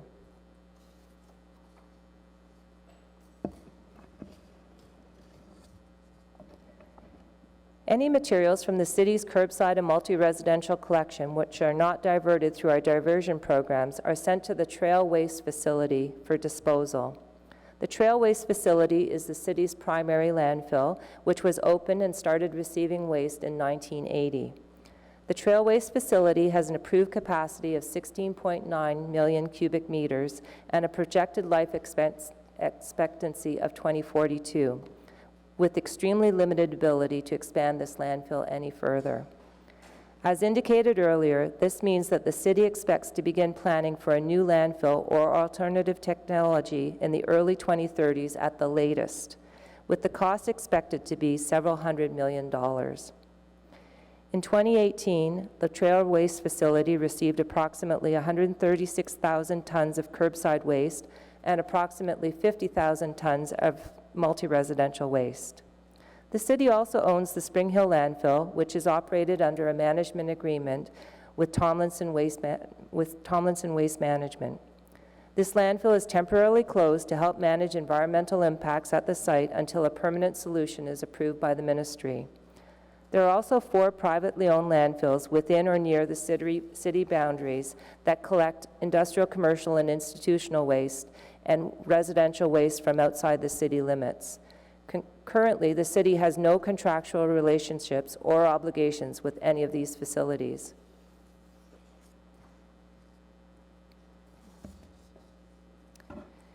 In order to understand the current waste management context and landscape, it is important to understand the current waste management context and landscape. In Canada, all 3 levels of government have a role to play in waste management. The federal and provincial governments are primarily responsible for establishing waste reduction and diversion policy, regulations, and programs. Municipal governments, on the other hand, are typically responsible for managing the collection, recycling, and composting and disposal of household waste in accordance with the policies at the higher levels of government. As such, topics of discussion at the upper 2 levels of government play an important role in the discussions that we as a municipality have to say about waste managed locally. Presently, these conversations at the upper levels have been largely focused on single-use plastics, producer responsibility, and the move to a circular economy. A little over 2 weeks ago, on June 7th, the province appointed a special advisor on recycling and plastic waste. As part of this appointment, the special advisor will provide the minister with a report this summer on how to tackle plastic waste and litter, including policies which enable diversion in the IC&I sector, improve recycling, increase products that can go into the blue box and the green bin, and ensure producers are responsible for managing plastic and other packaging at end of life. These items are expected to be a critical component in helping the province increase its overall diversion rate of 30%, which has been stalled for almost 15 years. Shortly after the province's announcement on June 10th, the federal government announced its intent to ban many single-use plastics. It is important to note that at the time of this report, this announcement should be considered a statement of intent rather than a statutory direction on single-use plastics in Canada. If approved, this ban could include items such as plastic straws, cotton swabs, drink stirrers, plates, cutlery, etc. It is expected to largely mirror the ban in effect for many jurisdictions in the European Union. Council can have confidence that the approach being recommended for developing the master plan will be adaptable and flexible if and when these proposed changes come into effect.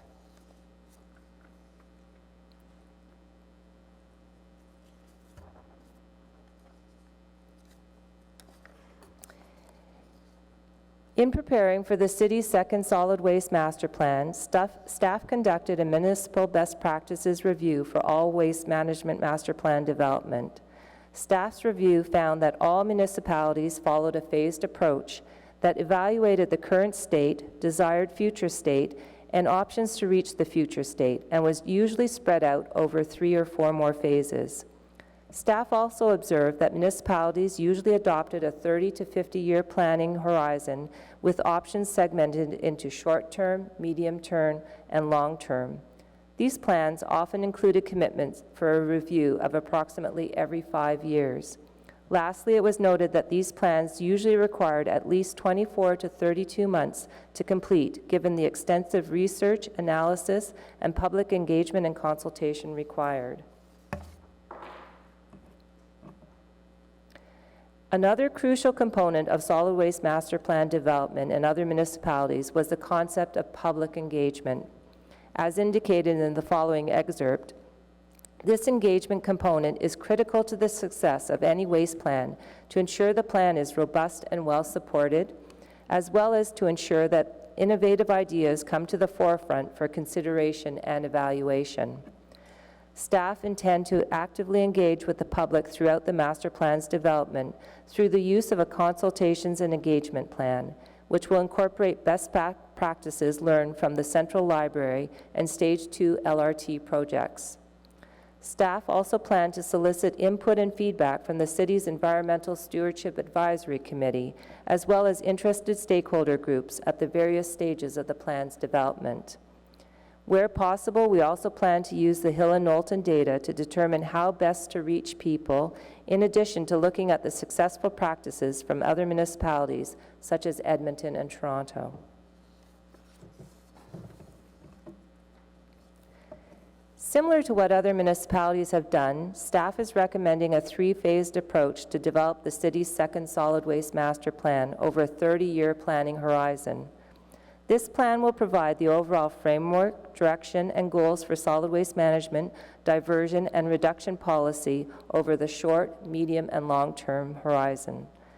The plan will be developed using research, data, best practices, an understanding of the legislative framework, and extensive feedback from the public and stakeholders throughout the entire development process as cornerstones of the development plan. The project will be funded through approved dedicated solid waste capital accounts, which currently have $1.3 million available for the development of this plan. This is in line with what other municipalities required for developing their plan. The first phase will begin immediately upon Council's approval of this report, and it is scheduled to be complete by the end of Q4 this year. The objective of this phase is to establish a common baseline for the conversations to take place in later phases of the plan's development. This would be achieved by providing Council with a detailed overview of current waste diversion or waste reduction, reduce, collection, processing, and disposal programs, an overview of existing waste facilities and contracts, waste composition overviews for curbside, multi-residential, parks, and public spaces in city facilities, an overview of the legislative toolkit the city has available to influence waste management in the city, including the industrial, commercial, and institutional sector, and a comprehensive consultation and stakeholder engagement strategy for phases 2 and 3. This information will be provided to Council through a staff report with an accompanying current state tech memo. Phase 2 will begin immediately following Council's approval of the Phase 1 report, which staff expects to take place in Q1 2020. The objective of this phase is to begin discussions on the vision, guiding principles, objectives, and targets that will provide the framework for the plan. This will be achieved by providing Council with an independent comprehensive needs assessment, including long-term waste and population projections in the form of a tech memo, an overview of the gaps, challenges, and opportunities by comparing the Phase 1 current state with the city's projected future needs, a summary of the various service delivery options, alternative technologies, and policy instruments, an overview of the evaluation process used to select and prioritize the options recommended for implementation in the draft plan in the form of a second tech memo. As indicated previously, public engagement and stakeholder feedback during this phase and the subsequent phase will form a critical component of this discussion leading up to the final draft plan. In the final phase of the Solid Waste Master Plan will begin immediately following Council's approval of the Phase 2 report, which staff expects to take place in Q2 2021. The objective of this phase will be to engage Council, members of the public, and other stakeholders to provide their feedback on the recommended options and the proposed approach to implementation. This will begin with bringing forward a report to Council on the draft plan to obtain feedback on the recommended options. Where appropriate, input from this final step in the consultation process will be incorporated into the final plan. The final plan would then be presented to Council for approval by the end of Q4 2021. Any recommendations approved that impact solid waste collections contracts will be concurrently reported on in Q2 2021 for implementation in 2023 once the contracts are retendered. As with the first master plan, there are a number of component projects and initiatives that will be undertaken in conjunction with the development of the master plan, which are outlined on this slide. The work on these products will feed into and align with the master plan and will not compete with it.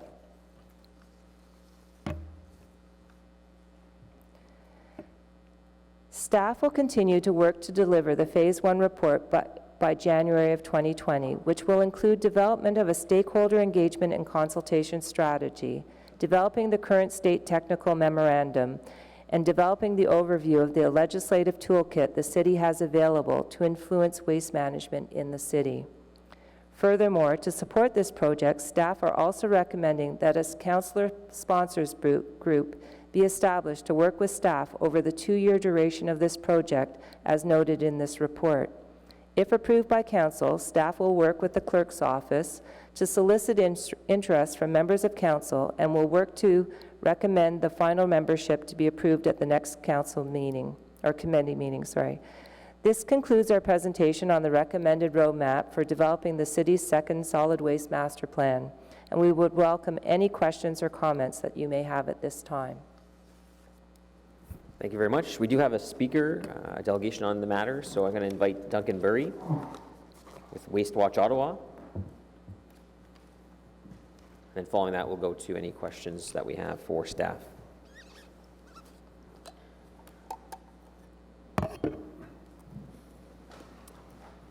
Thank you, Councillor Moffat. Okay, no worries. I should start by saying that I was around in the 1980s, at the beginning of the Blue Box, and I'm guessing I'm even older than Kevin. So Waste Watch Ottawa has been calling for a renewal of the waste management and waste diversion planning in Ottawa for some while. And as many of you know, we've been concerned about the poor performance of the recycling programs and are pleased that that is broadly acknowledged. One of the reasons for the city's poor performance is the lack of an up-to-date waste plan which can address the waste management challenges of today and tomorrow. So therefore, we are very pleased that the city is finally embarking on a 2-year waste planning process, and we certainly hope that the public will be consulted regularly and meaningfully in a substantive manner. The staff report indicates that the development of a solid waste master plan will include the identification of the city's vision for waste management and guiding principles. While the first phase of the plan will concentrate on the preparation of baseline waste data, WasteWatch Ottawa urges that the city's vision and plan principles be established and set out as early as possible in the process. We would strongly suggest the following as key elements that must guide the process and the ultimate solid waste plan. Firstly, all options and systems should be reviewed through a climate change and climate emergency lens. This means that any and all greenhouse gas impacts associated with operations, new technologies, and programs must be quantified in the interest of moving to an aspirational goal of a net zero greenhouse gas emissions waste management system. 2, the well-established and understood waste management hierarchy should be respected throughout the consultation process and in developing all of the elements of the ultimate plan. Incineration processes, for example, we feel should be avoided, and in fact believe that they will be screened out by applying a climate change lens. Residuals sent to landfill should be kept to an absolute minimum.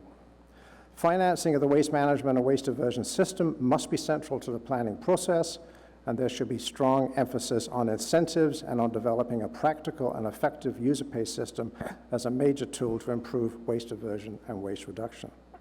4, the fundamental aim of the waste plan at the outset should be to extend the life expectancy of a trail road landfill well beyond the current long-term planning horizon. And we have indicated in work we did back in 2017 that improving the city's waste diversion performance by 1 percentage point per year over 20 years would extend the trail road capacity by approximately 20 years to 2065. Our trail road facility is very likely an irreplaceable asset the city is lucky to own. Ottawa is in many respects unique in big cities in Canada in this regard. Its finite capacity should not be squandered or mismanaged. 5, the city should set ambitious waste reduction and diversion targets early in the process and specifically on highly problematic materials like single-use plastics. At a minimum, the city should plan to reach 65% diversion, which would match the current best overall waste diversion performance for a large municipality in the province. 6, best practices should be identified and followed. There is very little in the waste and recycling business that has not already been successfully done in Canada, Europe, or elsewhere. Ottawa does not need to set out on a singular, lonely path disconnected from adapting proven systems, technologies, and programs that have been used elsewhere. There is no magic machine to make garbage go away. 7, the solid waste plan must focus particular attention on significantly improving recycling and organics diversion performance in multi-residential buildings, and we are encouraged that work in this area is underway.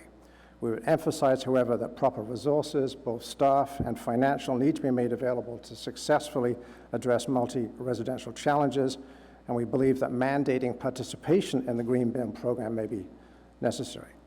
Our final point, 8, the city must identify in the plan a major role for promotion and education to support and enhance waste diversion.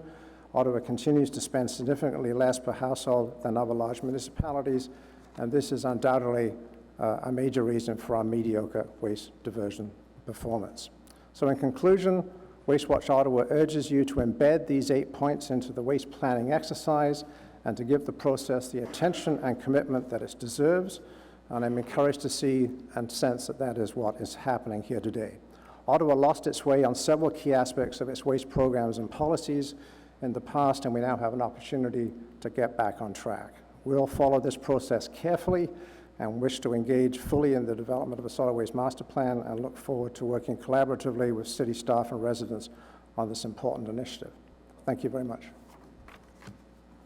Thank you, Duncan. I appreciate you coming out today. I appreciate your work with WasteWatch Ottawa, and I expect you will be fully engaged in this process going forward. I know there's a lot you and your group can offer as well, which is going to be beneficial to all of us.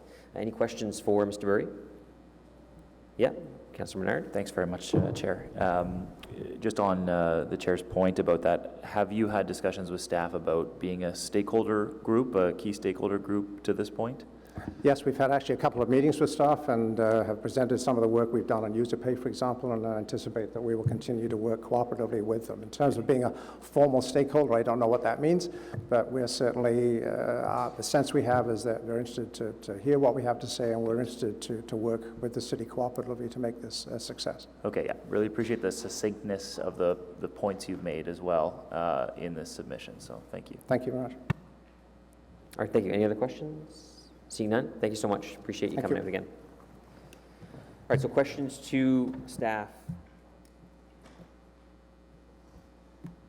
Councilor Menard? I'll just let you sign in to your computer. We'll wait. We have nowhere to be. Thanks very much. So the first question relates to stakeholders. Actually, I just want to start by saying thanks for bringing this report forward. It's been a long time coming, but extremely useful and valuable now. On the stake, I know you've done a lot of work on it to this point, so thank you very much for all that. On the sort of interest groups that are going to be included in the process, I saw there was a point made in the presentation about that. Are you planning on engaging cafes, Waste Watch Ottawa, Ecology Ottawa to be part of either an advisory group or the stakeholder group that you mentioned? Yes, we're planning on reaching out to the multiple stakeholders that may be interested in participating. Okay, that's good to hear. And then in terms of the point that was raised about a climate change lens being applied to this process, can you confirm that that will be done, that is going to be part of this process, or do we need to provide direction or a motion? Yes, in the phase 2, we will be coming up with the policies, programs, technologies, like that broad range of options available to us, and we will put, the social lens to it, the environmental lens to it, and the financial lens to all of those options. Okay, that's good to hear. One of the things that I wanted to raise was some of the timing. So I think there's some aspects here that there's more demand for and concurrence on this council right away than others. So I think, user pay may be more of a debate and discussion, whereas putting green bin recycling organics program into multi-residential buildings would be a slam dunk if you came to council in the near future. So in terms of the timeline on some of these pieces, I don't want to see us wait as long on some of like the multi-residential, for example, for green bins, as we're going to wait on others. And I think you've sort of addressed the phase 1, phase 2, phase 3 piece, that we're expecting a report in Q4 of 2020 on the multi-residential. If you could just confirm for me, though, the timeline of if we follow this process that's in front of us, when would we see green bins in all multi-residential buildings, or as many as possible across Ottawa? So we have already a multi-residential stakeholder group. We've been very actively working with this community. Approximately a third of apartment buildings in the city already have a green bin program, and we are continuing to reach out to the buildings that don't have the bins in them. So we will be calling each of those buildings and encouraging them to participate. So it's not something that we're waiting for. This is going alongside with the existing master plan process. If we decided, though, to be a little bit more pointed in our need to have those in multi-residential buildings, and following this process through the solid waste master plan, I know Councillor Brockton has had inquiries about this. I know the chair and I have had good discussions about this. When would it occur? Say we made the program either close to mandatory or mandatory, one of the two. When would we actually see it implemented in Ottawa if we followed this plan? Would it not be until 2022 or 2023, or would we see it earlier? Again, that would be a component of the phase 2 of the master planning process. So you're looking at the end of 2022 before we would be implementing any actual programs. Yeah. Okay. So, like on many of these other items, I completely concur, and I think that taking the time to get those right makes a lot of sense. I think there's been a lot of research in other cities already done on the multi-residential green bin program in buildings, though, and this is one that I personally want to see accelerated. So, what can I do today to ensure that we're going to see an acceleration of the discussions around this that would yield a potential decision on it sooner than next council, essentially? Chair, as Marilyn said, we already have set up a focus group with all the landowners, et cetera. It's been very positive, very well received. We're working through some of the barriers that they're seeing. One of the bigger barriers is the way the collection contract works. The green bins is actually tagged to the curbside collection contract. So the property owners have to bring the green bins out from the basement or behind the building. That's all changing next year because our new multi-res contract starts then, and everything will be picked up at source. So my advice would be let's work through the focus group. Let's get that contract changed. So again, it removes a big barrier to participation. Let's keep working, as Marilyn said. We're going to be right out of the gate working on these units that aren't participating to get them participating. And what I would suggest is once that contract's changed next year, we come back with maybe an IPD, and that would be a good jumping off conversation as to go to mandatory at that point.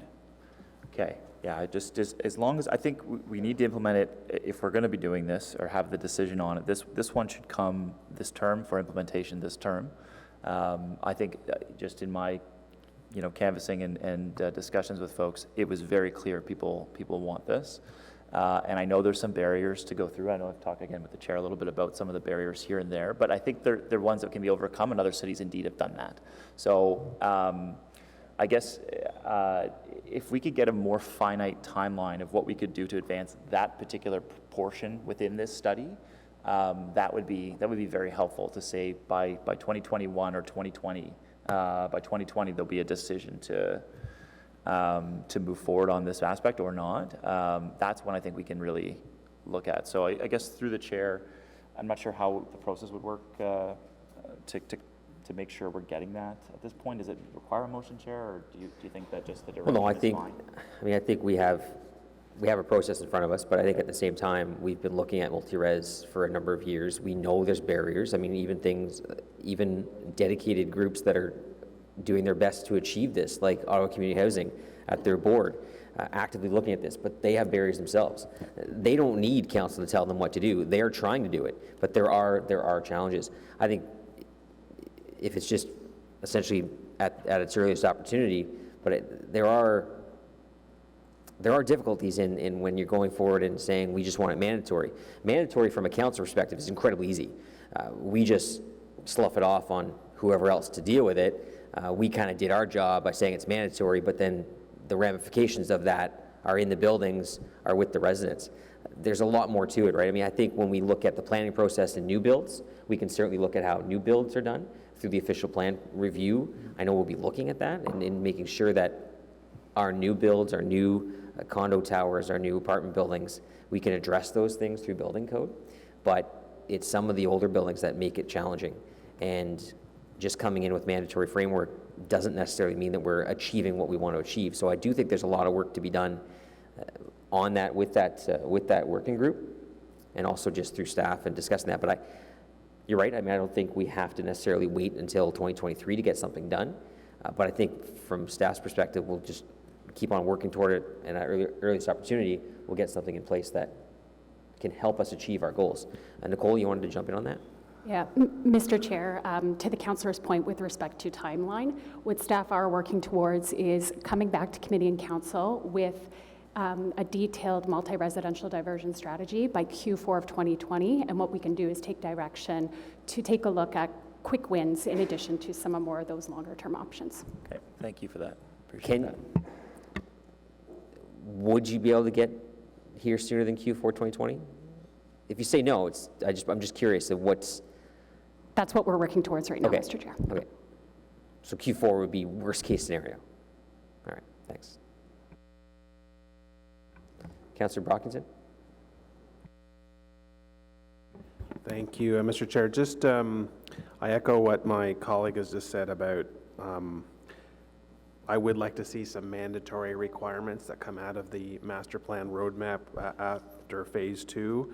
I'm not going to give direction today. I think we've been pretty clear about what our expectations are. I don't want to have to build another landfill. That should not be the goal of the city. It's to prolong that life indefinitely and do everything we can to go towards a zero waste city. I want to be alive. when this city declares itself a zero waste city. We can do it. We certainly have a lot of hurdles to overcome, but that should be a goal as part of this master plan.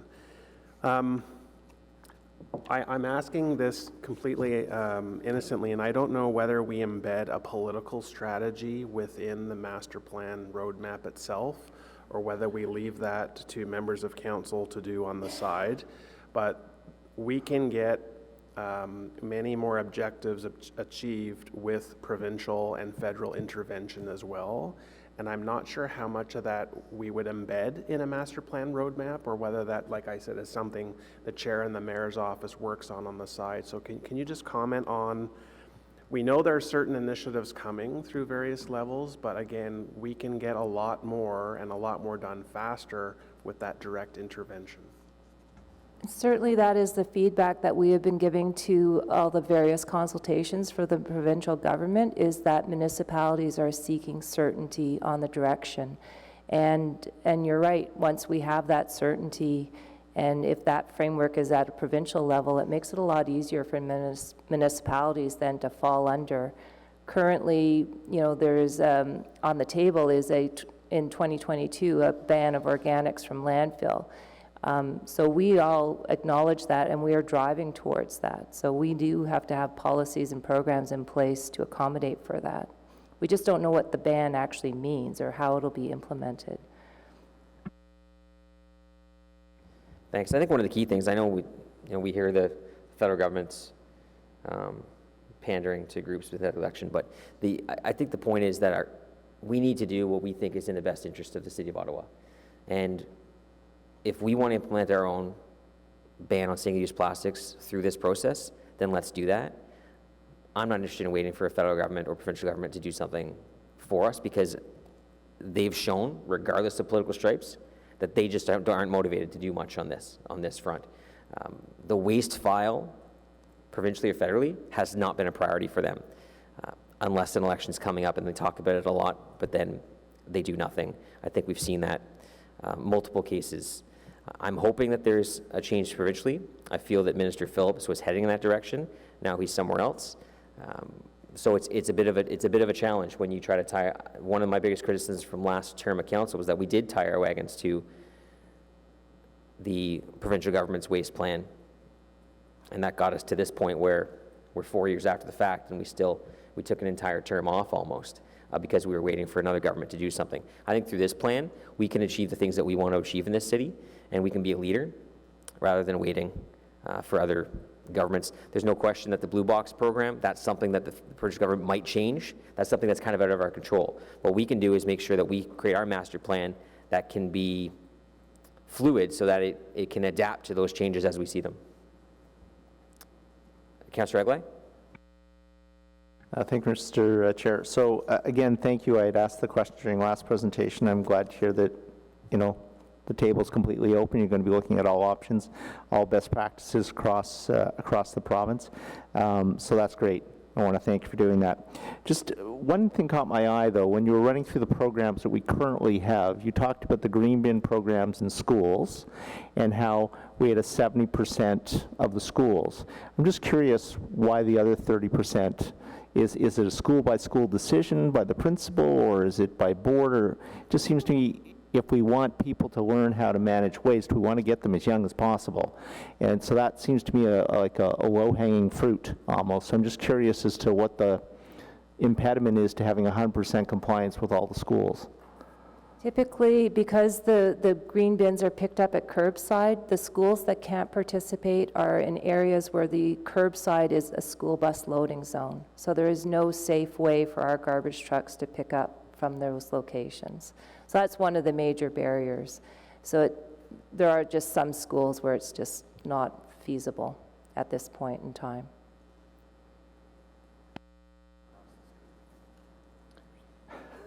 You're right, though, about our youth, because I know if the movie The Purge was legal, my son would spend 24 hours going after people who litter. He's 7. Okay, that's a lot of sharing. Thank you. That's what I do. Are you done? Oh, okay. Any other questions? Councillor Clucci, Councillor Roos, Councillor King. Second round, anyone? All right, good stuff. Well, thank you very much for coming here. I don't expect the purge to be a part of any of our solutions, although maybe something to consider some days. I know I just want to thank you for your presentation today. Thank you for your work on this. I look forward to working going forward with this. I know I get to join another councillor sponsors group. I think I'm only on all of them. I'm not on one. I know I'm not on one. The list of what I'm not on is shorter.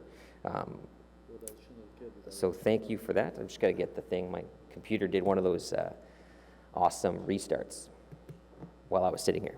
So I lost my agenda. No, I got it.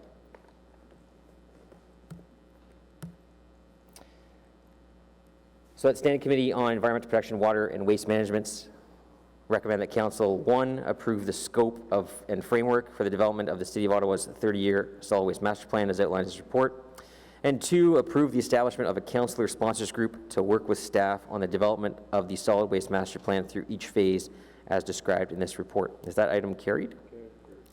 Thank you very much. Now, item number 3 is comments on the reducing litter and waste in our community's discussion paper. So I know this was in response to the provincial government and their paper, the discussion paper on that.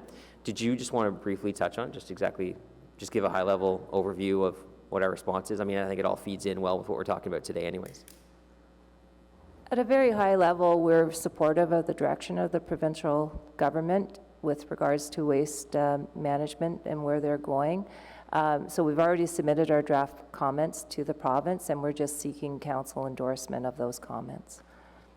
Do we have an understanding, I know with the change in the minister, the fact that they're not sitting now until October, do we have an understanding of the timelines that they're going with these sorts of things? I know, like I said, mentioned the blue box is a big one. When can we expect more or direct feedback from our comments and how they feed into their plans going forward? The province is supposed to be reporting back by the end of July with regards to direction. So they are moving very rapidly with regards to waste management at this point. Good. And the ministerial change, we don't have any anticipation that changes anything? No, just the contrary. I think it's status quo. Okay. I know Jeff Urick is a fairly motivated individual, so I do believe that they'll keep in that same direction, but that's certainly our hope. All right then, do you have any questions from members of council on that report? No. So do we receive that? There you go. Received. Thank you. So notice the motion. There are none. It's amazing when you don't have Councillor Fleury on a committee, how few notice the motion, how few inquiries and notice the motions there. I love Matt though. We had to carry that. I'm sorry. I said received. Do we carry that one? Disregard my joke there. We'll go back in time. Okay. Good stuff. Thanks. Inquiries, none. Adjournment? Okay. Carried. Our next meeting is Tuesday, September 17th, 2019. It's not soon. So we'll see you later.